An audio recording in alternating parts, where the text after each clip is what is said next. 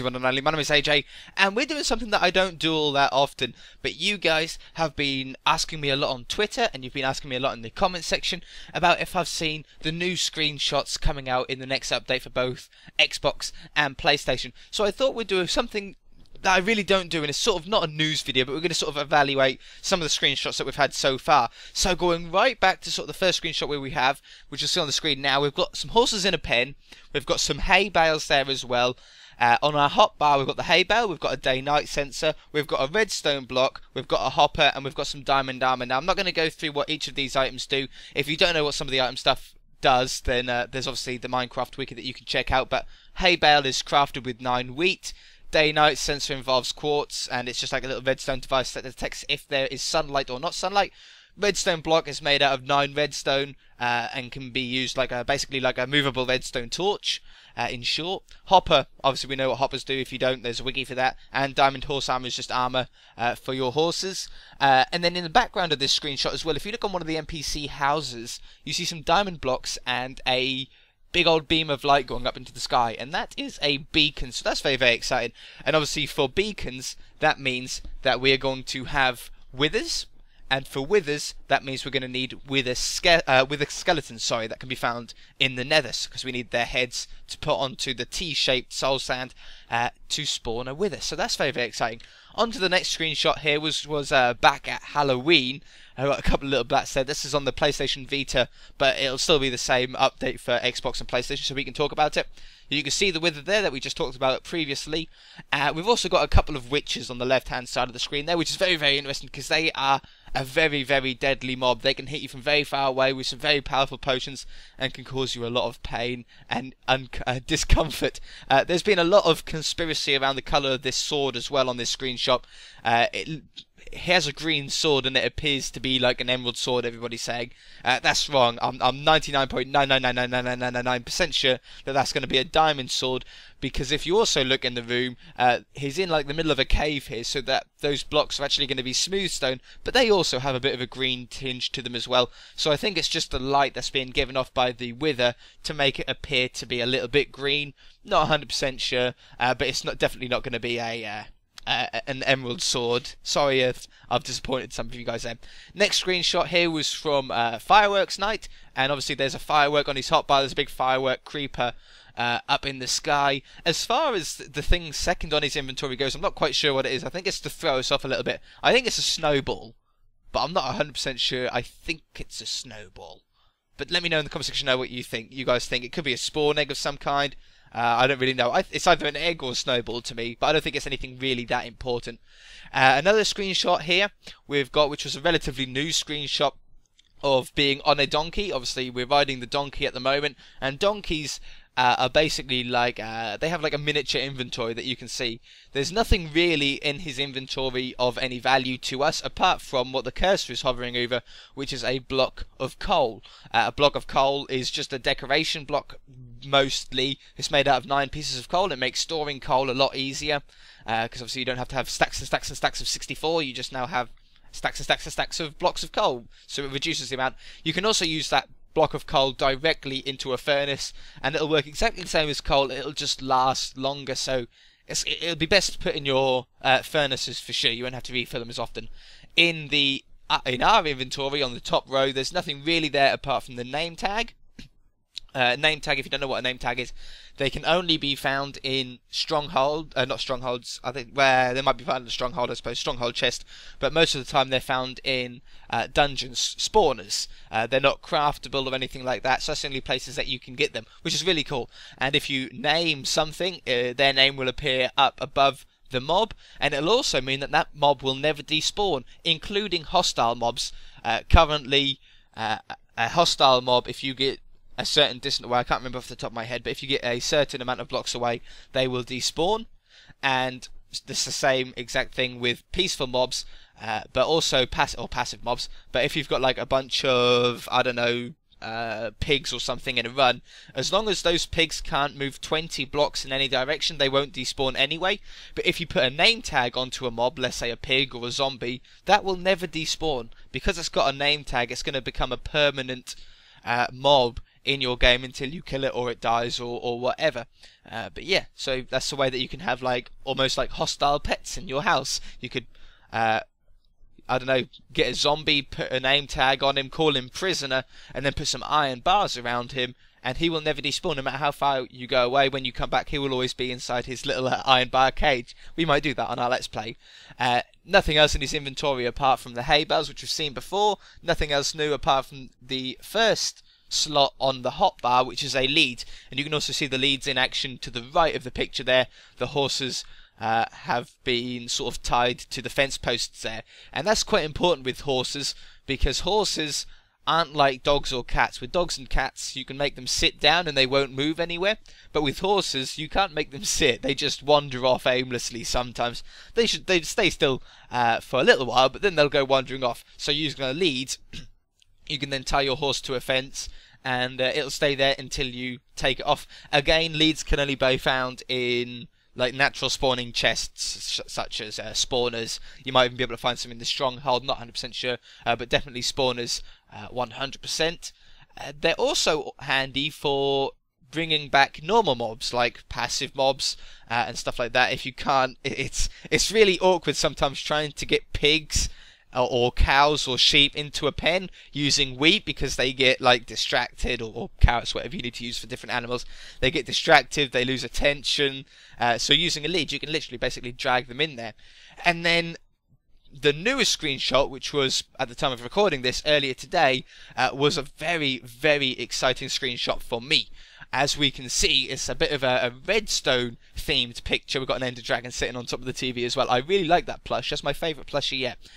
But the little gold thing on the floor there is a weighted pressure plate. That's a gold weighted pressure plate, which basically means you need a ton of items on it for it to activate. I think there's also an whoa, what was that? Something went bloop really loud in my headphones then. That scared me insanely. Ignore that. There's also in these we'll go through the hotbar in a minute. Let's look at the picture first, like the world.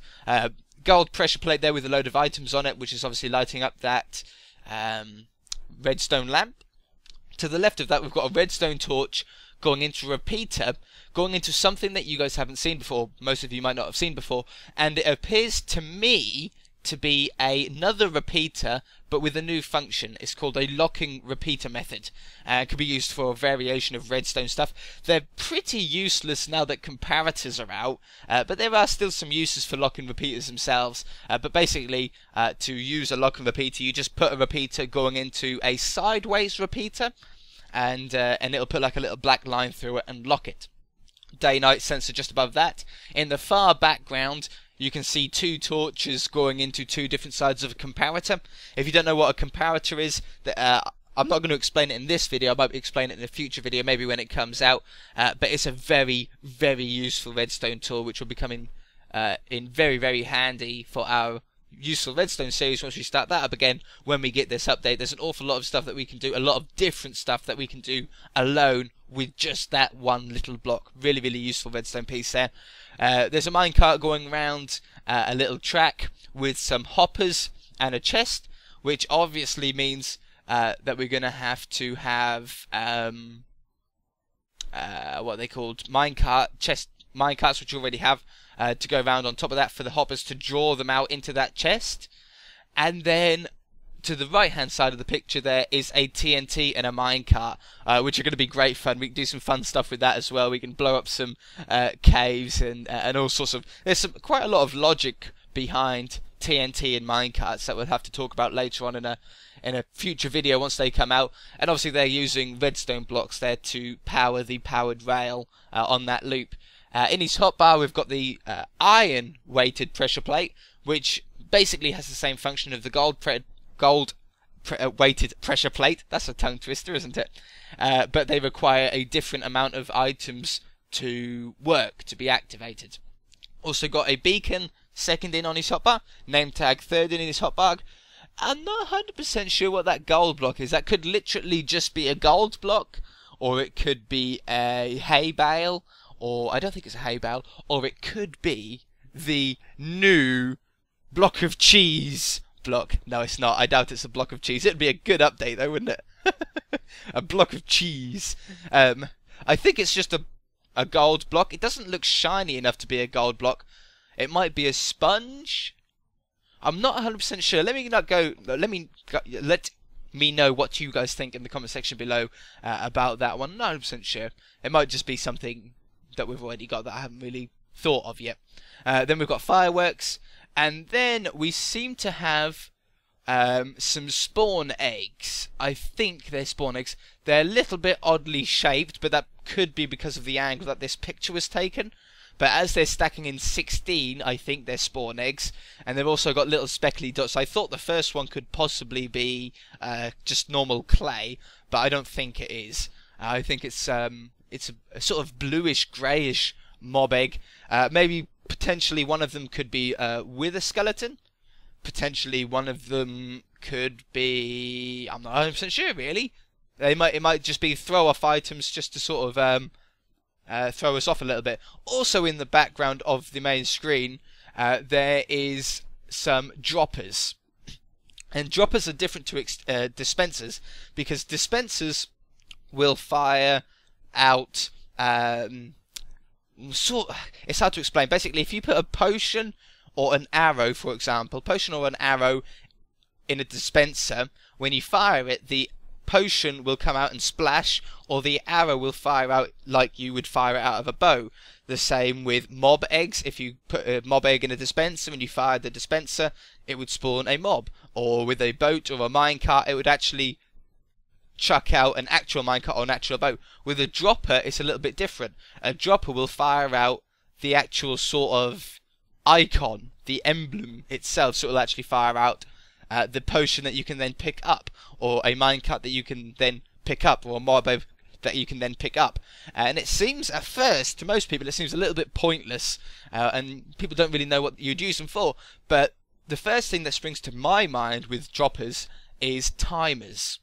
We can make some very compact dropper timers here, using droppers, using the redstone blocks, using sticky pistons, potentially using some comparators as well to get some very compact clocks. That's just one example off the top of my head. There's a lot of examples that you can use for them, but very, very exciting. It is a massive, massive update, and I really can't wait for it to come out. There's no news as of yet about any sort of date of when the game is going to be updated with this stuff.